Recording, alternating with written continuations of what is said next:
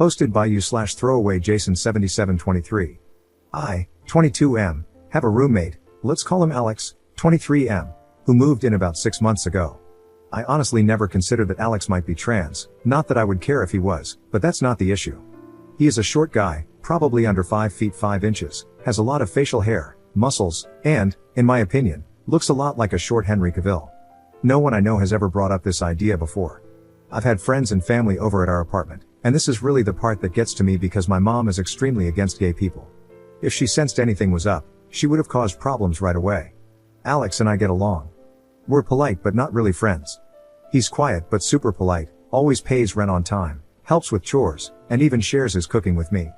I appreciate having him around, especially because my last 3 roommates were each their own horror story. The issue came up when my girlfriend, let's call her Sarah, 28F, came over one day. Alex was shirtless. Just to clarify, I forgot to tell Alex that she was coming over, and she noticed the scars on his chest. After that, she was quiet and short with me for her entire stay. When she got home, she blew up my phone, asking why I had a female living with me. I was confused and asked what she was on about. She said she knew that his scars were from top surgery and that he is short, so he has to be trans and a born female. I tried to explain that even if Alex is trans or a born female, there's no way I'd be attracted to him because to anyone who looked at him, he's clearly a guy. Plus, he's respectful and doesn't cause drama, unlike my last roommates, which she knows about. Just to be clear, I honestly still have no idea if Alex is even trans. I googled it, and those scars could be from some other surgery, like heart surgery or gynecomastia. I really don't have an argument for him being short, but there are plenty of short men. At first, Sarah wanted me to just ask Alex if he was trans, which, why the hell would I do that, or give her his last name so she could run a background check? I said no to both. Then she said this was a violation of trust and that if I didn't either find out if Alex is trans, and kick him out, or just kick him out altogether, she would have to reevaluate things. Basically, she was threatening to break up. I told her I don't do ultimatums, and we're done. Since then, she's been messaging me every single day for over 2 weeks, even after I blocked her on everything because she wouldn't leave me alone. She's pissed that I wouldn't do this small thing for her. Her messages range from, "Are you effing him?" to "Let's just talk," to "Why can't you at least give me closure and ask him?" Most recently, she told our mutual friend about the situation. That friend wants nothing to do with this crap show. I didn't feel bad at first, but after talking about it online, I've had some people say I should have just asked my roommate if he was indeed trans to keep the peace, or that I shouldn't have essentially chosen my roommate, who I've only had for about 6 months, over my girlfriend of 5 years. I wonder if I'm being unreasonable. I legitimately do not see how any straight dude could find Alex attractive, personally, but maybe I should have done something just to keep the peace. Edit to answer some questions. Did you break up with her? Yes. During a text conversation, we broke up. I always told her I had one rule: I don't do ultimatums. If she were to say, choose X or me, I would leave. I put up with a lot of verbal and physical crap, but I don't tolerate that kind of BS. Ages? I was 17, and she was 22 or 23 when we got together. It's been a long time, so I'd have to look back to make sure. But yeah, I was definitely 17. We got together the day I turned 17, our anniversary is my birthday. We couldn't get together before then because of the age of consent in my state, which I now understand is really messed up. I don't know if it helps, but we've known each other our entire lives. My mom is her mom's best friend. When my mom worked, I would go over to Sarah's mom's house so I wasn't alone. We started talking and flirting when I was about 15 or 16 but didn't cross any physical lines until I turned 17 because I didn't want her to get arrested. I get that it sounds bad, I really do. But at the time, I didn't see it as bad. Just in case it's asked, our moms encouraged it. Why would you want to be with someone like that? I really don't. I didn't realize it was transphobia until some people here talked to me about it. I thought it was just her being jealous, but I now understand how messed up it is. Please understand I live in the Bible Belt. I didn't even know trans people existed until I was 16. My personal thoughts are that I don't see a problem with people being trans or transitioning. At the end of the day, it isn't my business. Is Alex trans? I have no clue. He could be, but he could have also had breast cancer, gynecomastia, heart surgery, lung surgery, or any number of other procedures. It's not my business. Is Alex safe? I'll talk to him when I get home and then talk to my landlord. I will change my gate code and have her removed from the allowed guest list.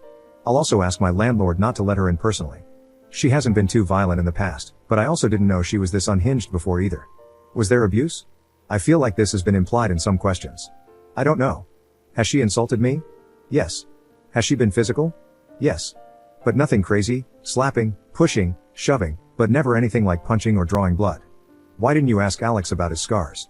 I have a few reasons. First, I personally wouldn't like it if someone asked me. Second, My mom has scars all over her body for different reasons and gets livid if you ask her about them. Third, and probably the reason that confuses people the most, I didn't really care enough to ask. I was curious, but mostly I just thought, and went on with my business. Edit. About the age thing and putting hands on me, this isn't me justifying it, I'm just explaining my side here. Any part of me that thought it was weird when I was younger was dismissed by everyone else around me. My mom got with a guy twice her age when she was 16, had me, and then raised me on her own after he got arrested for something else. She started joking about me and my ex being a cute couple and getting married when we were kids. Even when I was 12 or 13, she made jokes about sneaking me into her prom. My ex's mom also encouraged it because she and my mom are best friends. I thought this was normal. I thought her losing her temper and raising her hands was normal. I thought her insulting me wasn't her but the anger talking. If you have everyone around you telling you something is okay, even if it isn't, it really does mess with you.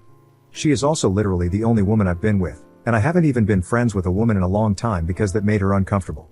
I get that I was dumb, but try to see my side here. Update 1 day later. I talked to Alex. I got advice suggesting I should either be upfront and completely honest, hide the trans part, or just not tell him at all. I don't know if it was the right decision, but I went ahead and told him because, once I was face to face with him, I couldn't help but do it. To clarify, I did not ask him about his scars or mention them specifically. I said my ex-girlfriend was under the impression he was a trans person. I made sure to say I didn't care whether he was or wasn't and explained that I broke things off with her, changed the gate codes, added her to the do not let in list, and all that drama. Before I even said anything, he asked if I was okay. Like I said, he's a chill dude. He also not so subtly asked the same questions a lot of commenters asked, essentially wondering if I was in an abusive situation. I told him I didn't know, but whatever kind of situation it was, it's over now. The thing that really kind of messed with me is that he called me his best friend. I regret not mentioning in my earlier comments that we were close. I realize now that we have different definitions of close because he's introverted and I'm not. We talked about irrelevant stuff for a while, and then the question came up, would you care if I was trans? To summarize, yes, Alex is trans mask. He had top surgery when he was 19 and has been on hormones since he was 18. He even has a tattoo with the date he started testosterone. While the idea that he could have been a guy with gynecomastia, cancer, or something else is completely reasonable, it just so happens that Alex is trans. And I don't care about that, Alex is Alex.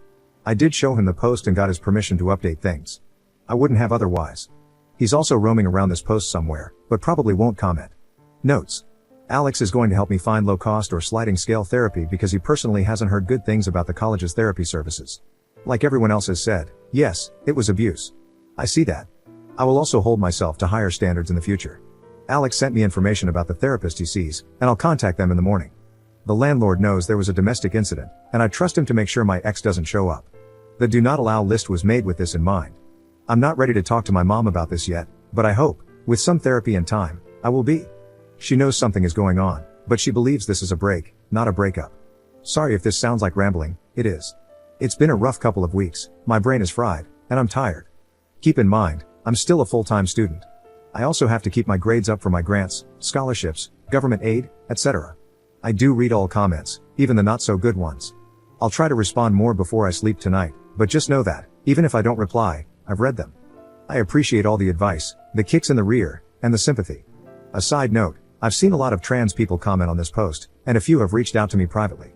I'm thankful for your comments as well. It's brought to my attention how tough things are out there. Honestly, I felt what I did was the bare minimum and not worthy of praise because it should just be expected. But I see now that it's being praised because of how low the bar is when it comes to basic human decency toward you, and I'm sorry for that. I hope things get better. Second update 1 day later. I talked to the therapist Alex recommended. Normally, I would be on the waitlist until January, but due to the situation, the therapist referred me to one of his associates, and I'll be seen as early as next week. I was also recommended to attend a domestic violence support group that gathers once a month.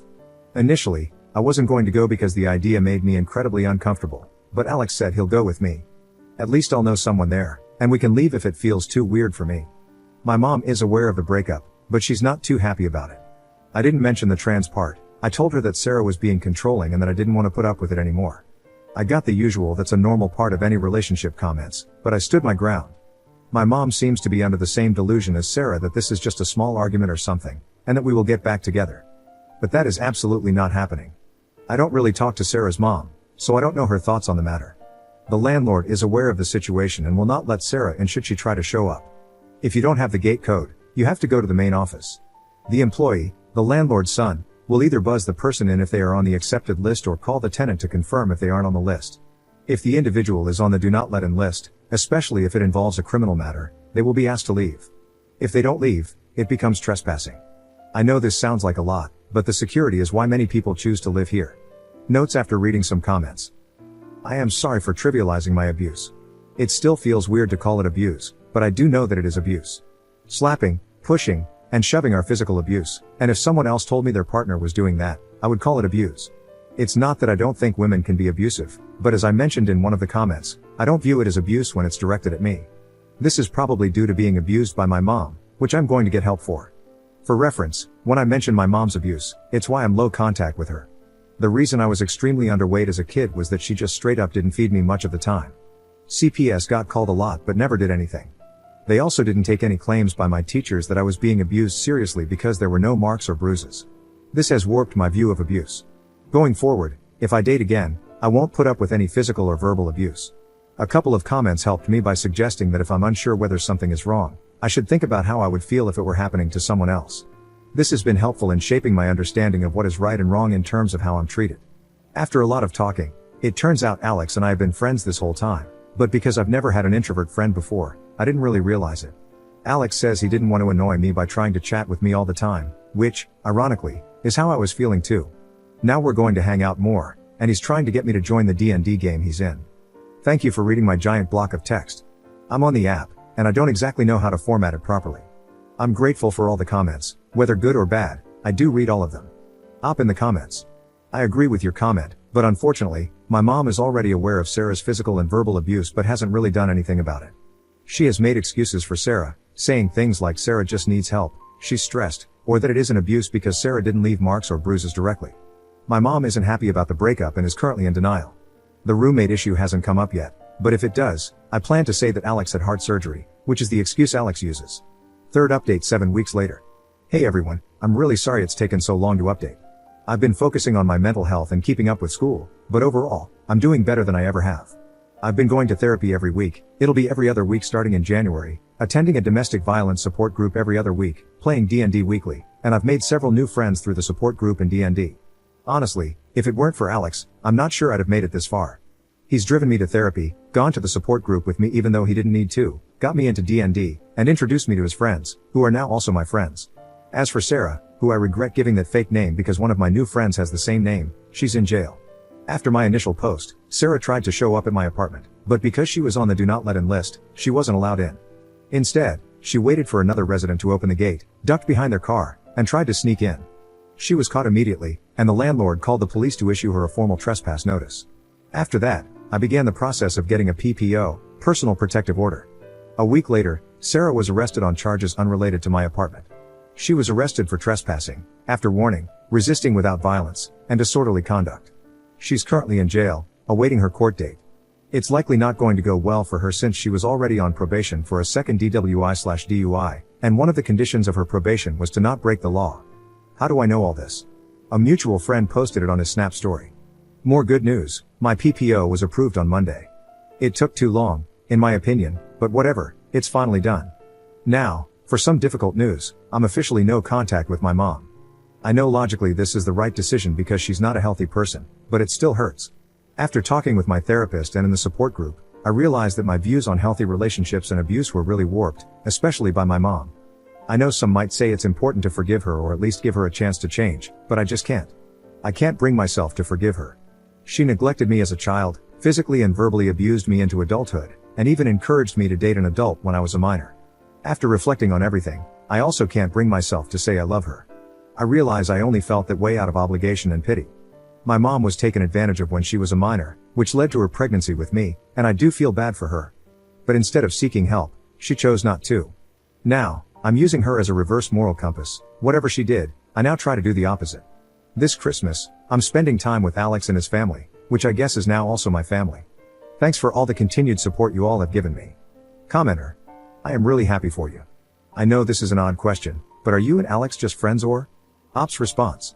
Admittedly, I don't know how to answer this properly, and I don't even know if I want to answer it. While almost all of the comments on the initial post were overwhelmingly positive, there were some negative comments teasing that I must like Alex or something. It was also upsetting because it implied that I only did the right thing because I must have had feelings for Alex or must have been sleeping with him. On the other hand, I'm not ashamed of Alex and shouldn't let those negative comments control me.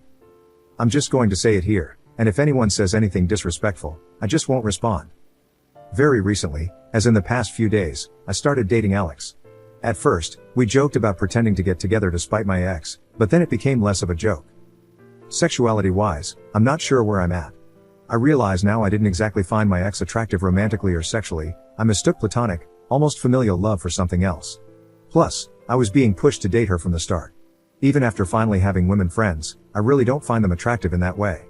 The only one I liked was Alex, which I realize doesn't make me straight, but I'm not sure what to call myself now. I'm taking this one step at a time.